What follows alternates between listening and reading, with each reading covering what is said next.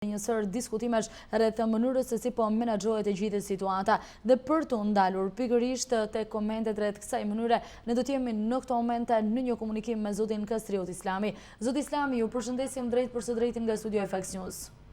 Përshëndetje, faleminderit për ftesën. Faleminderit ju që u bët pjesë e transmetimit tonë dhe si çdo herë i gatshëm për të ndarë komentet dhe opinionin tuaj rreth situatave të ndryshme.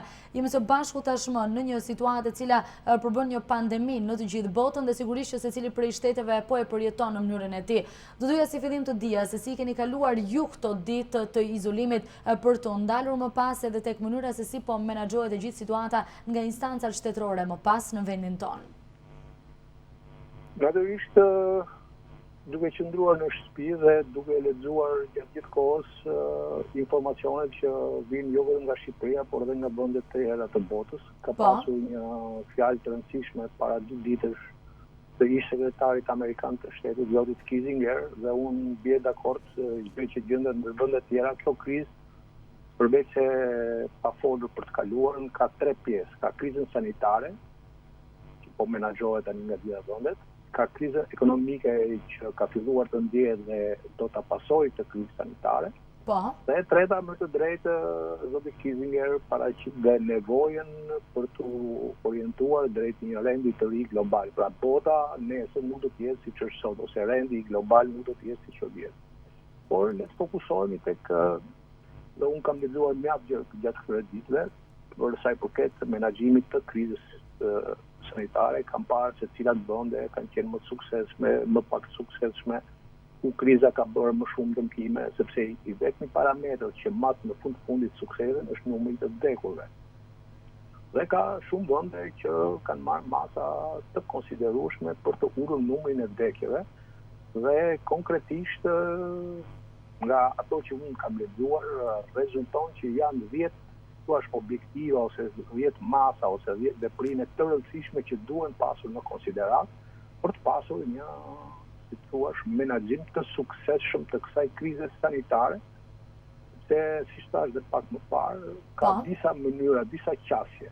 Një qasje është përqendrohemi më shumë te kriza sanitare, pra të bëjmë atë që është bërë nga shumë vende duke lënë më një anë ose promovon krizën ekonomike, ose një qasje më fleksibël duke ja lënë përgjegjësinë kryesore qytetarit dhe menduar jo vetëm për të menaxhuar krizën sanitare, por edhe për të shmangur dhe zbutur krizën ekonomike që do të vijë më vonë.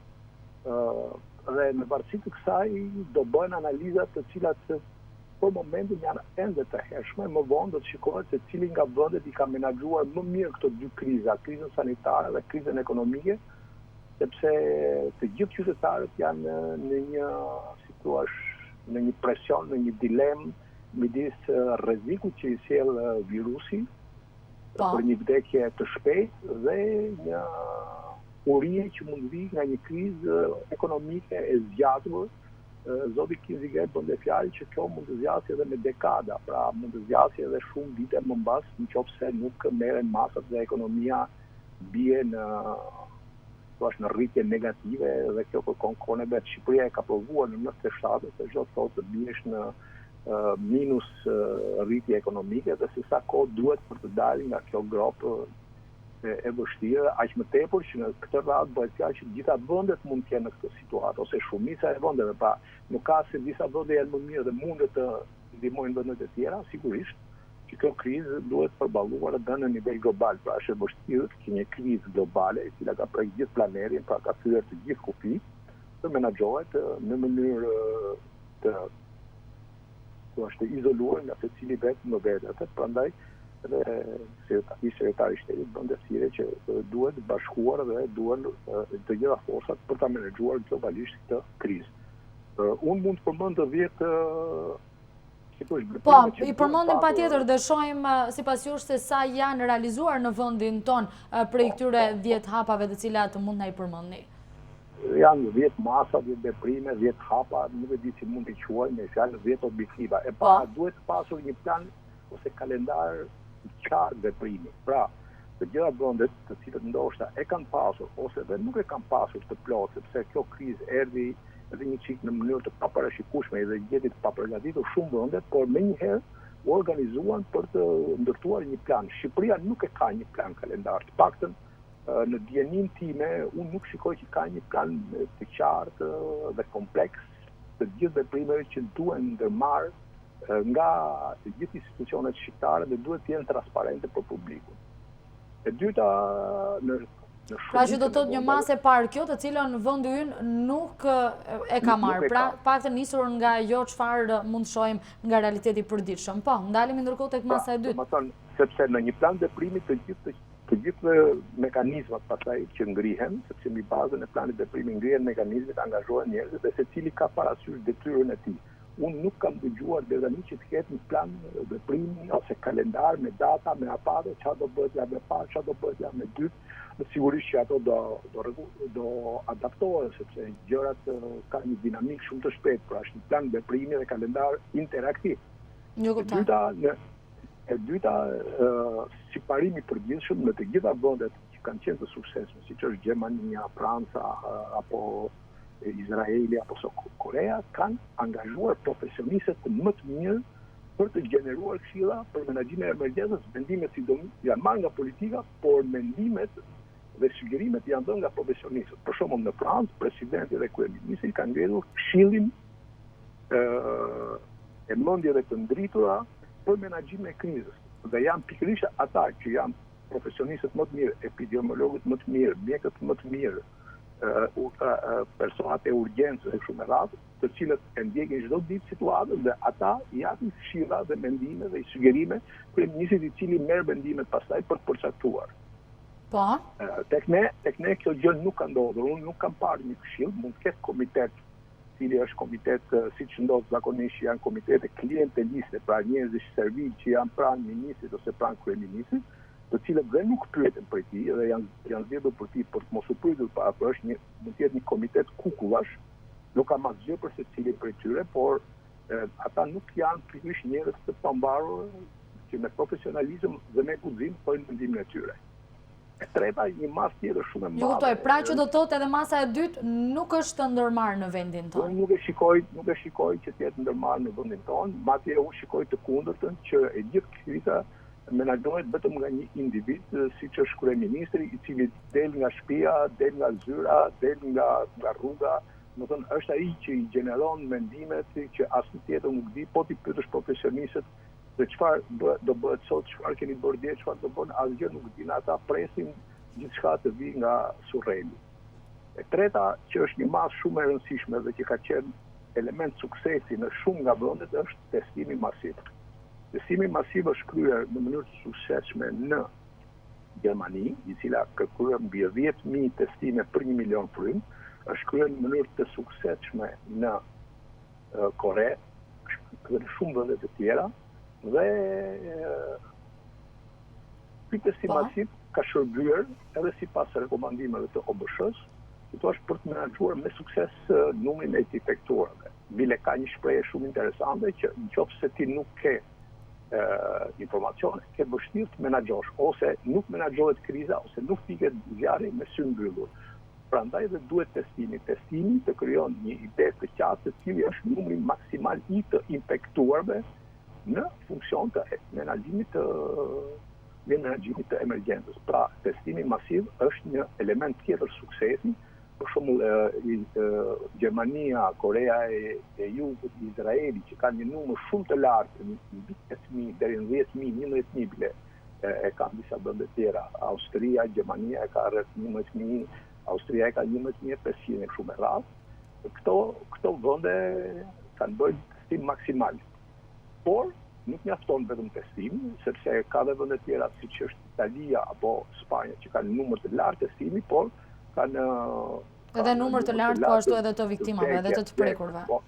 Por testimi është, si thua, kondit, është kusht i nevojshëm, por jo i mjaftueshëm. Nuk do të thotë që po ta bësh testimin masiv e ke zgjidhur problemin dhe mund të flesh rahat, por nëse nuk e bën testimin e ke shumë vështirë ta menaxhosh mirë situatën.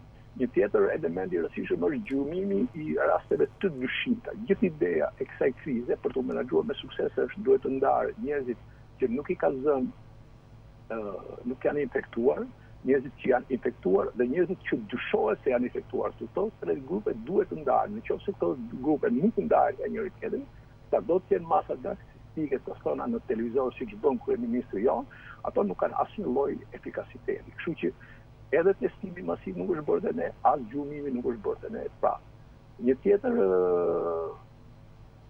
element tjetër është që kur merren masat për të ulur kurbën, pra kur je futur në kohën e menaxhimit të krizës, duhet të garantohet një mbështetje e fuqishme qytetare për të zbatuar me disiplinë masat e ndërmarra.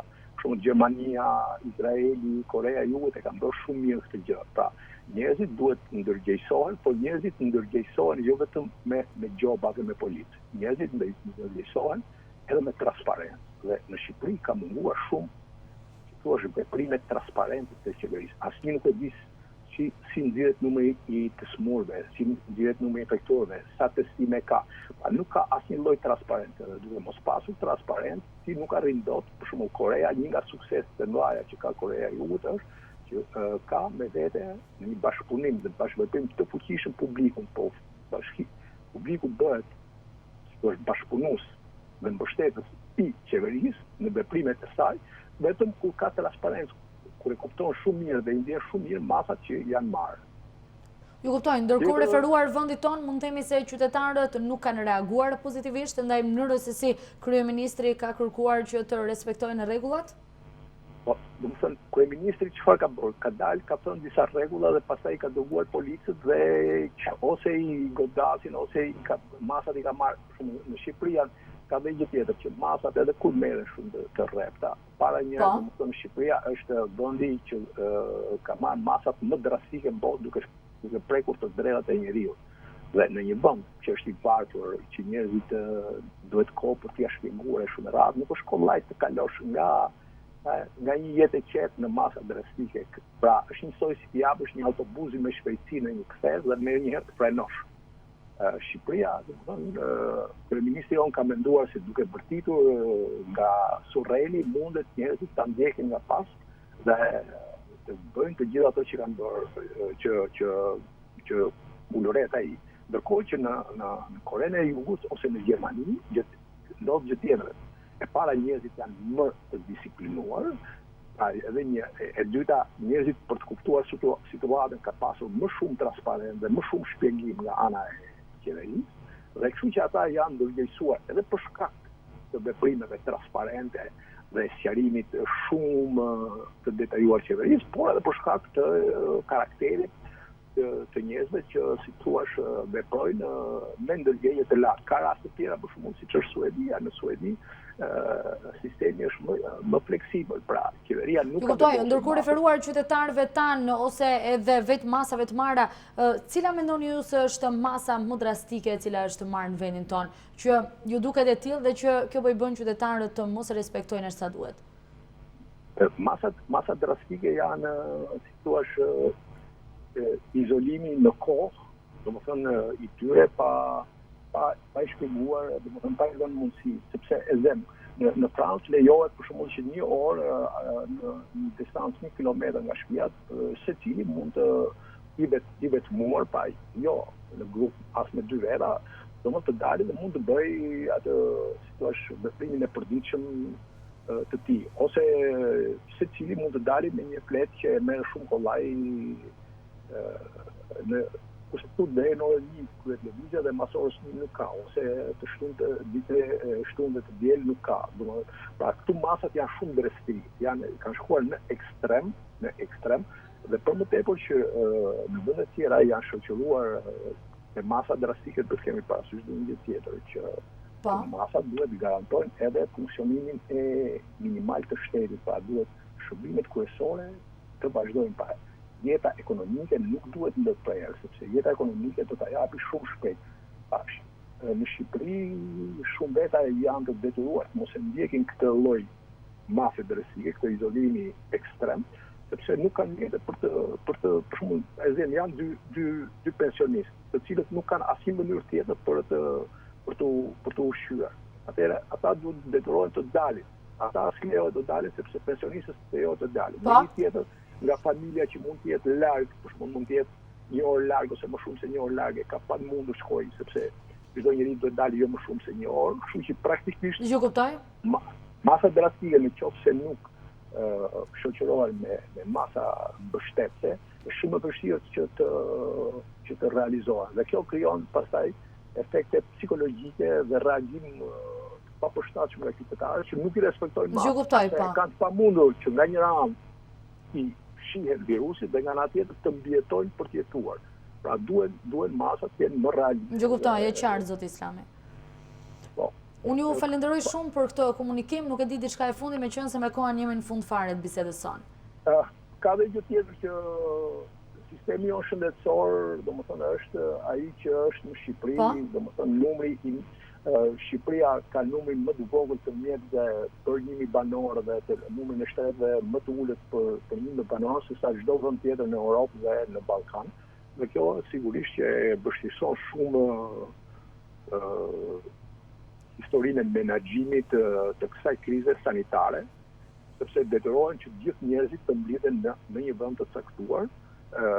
Mjekët dhe personeli shëndetësor duhen përshëndetur dhe falenderuar për sakrificat e tyre heroike, por nga ana tjetër kanë qenë të pambrojtur me mjetet e nevojshme të mbrojtjes. Në gjitha, për shembull, numri maskave, numri aspiratorëve, sasia e ilaçeve kështu me radhë. Ju kuptoj, po.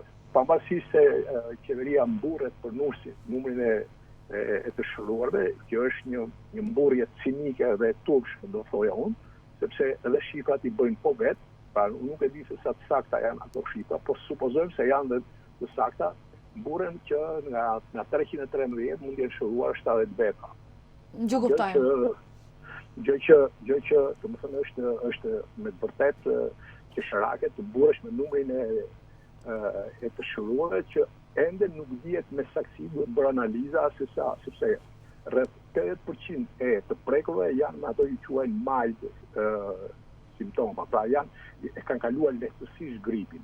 Pra, nëse në këto I llogarit të shëruar dhe I quhen sikur I ka shëruar spitalin, ndërkohë që ata vetë janë shëruar sepse gripi I Covid.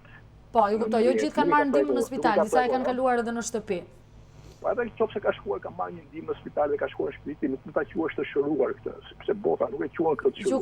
Ju kuptoj zoti Islami. Janë vetë raste serioze. Kështu që praktikisht domethënë duhet unë mendoj që Shqipëria po nuk është koha dhe me të drejtë nuk është koha për të marrë me këtë gjë dhe mundi keq që të gjithë këto gjëra, por më tepër të them në sensin pozitiv që të merret masa të korrigjohet çfarë mund të korrigjohet. Por Shqipëria është në një gjendje që unë kam frikë se do ta vuaj shumë edhe krizën sanitare, por më tepër do të vuaj më tepër pasojat e krizës sanitare që është e para kriza ekonomike që dhe shumë shpejt shqiptarët do të ndodhen në situatën e vështirë të një krize ekonomike shumë të thellë. Unë ju falenderoj shumë për këtë komunikim dhe ju përshëndesim nga studio. Faleminderit. Gjithë të mirat, faleminderit ju.